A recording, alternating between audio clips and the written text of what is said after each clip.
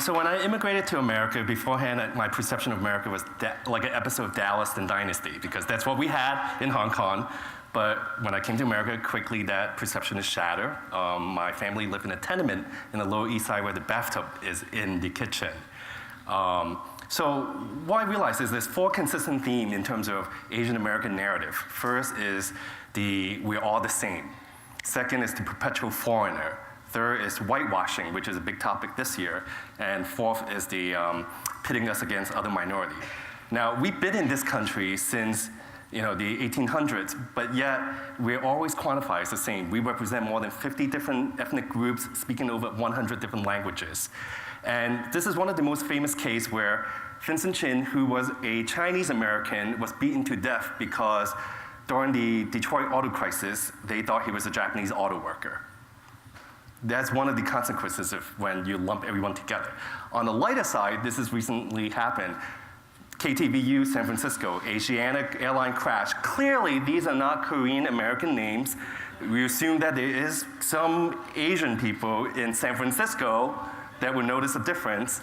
More recently, Fox News, right? Jesse Water conflated all these different stereotypes, asking a Japanese guy if he knows karate, and then in a segment about Chinatown in a studio featuring Taekwondo, which is Korean, right? Second major theme, perpetual foreigners, right? We've been in this country since 1800s. If without us, there's no transcontinental railroads. There's no rice-a-loni, which is a delicious treat.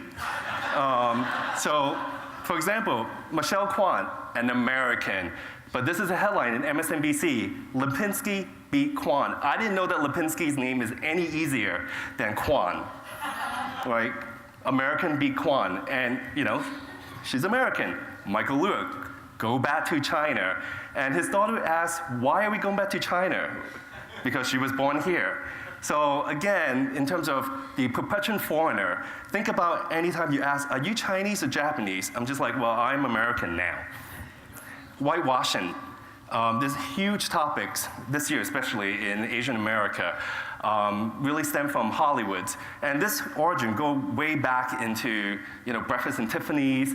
For example, in more recent, Emma Stone in Aloha. I don't know which part of her look Hawaiian. Right? And in that movie, there's more than 30 Asian American in the scene, but none of them have a speaking role. Maybe one person spoke for like 10 seconds, right? Tilda Swanson, right, as the ancient one. And when we asked the director why that cast was in Asian American, they didn't want to cast a dragon lady. I didn't know the only way that you could portray Asian American women in a role is a dragon lady, or you have to put a white person in. Scarlett Johansson, right, Ghost in the Shell. This is a classic Japanese anime. And so are there not enough qualified Asian American actresses that could play a role, but instead that role went to Scarlett Johansson? Now, this theme could get really touchy, right? Because Asian American is being used as a way to talk about other minorities and pit us against each other. So for example, this year in the Oscar, Chris Rock had made jokes with Asian American children, right? Instead of focusing on the lack of diversity in Hollywood, the narrative became, it was about African Americans versus the Asian American community. And this is a predominant narrative in Hollywood. Peter Ling, he's the first officer in a decade that been convicted for a shooting. Not saying what he did was right or wrong, but what we fail to realize is that both communities were victimized, the Asian American communities and the African American community. And how did this narrative come? Because we have a super complicated history in America, right? Just gonna wait, I'm super nervous. Wow, this slide is forever. So, 1800, Chinese Exclusion Act. This is the only law that was passed in America that excludes one particular ethnic group, right? It stems from the 1800s. And look at this, China must go. Does it sound, China must go? Sounds really familiar. Japanese internment camp, right? During World War II, we had moved 100,000 Asian Americans into a camp, but we didn't do that for German Americans or Italian Americans.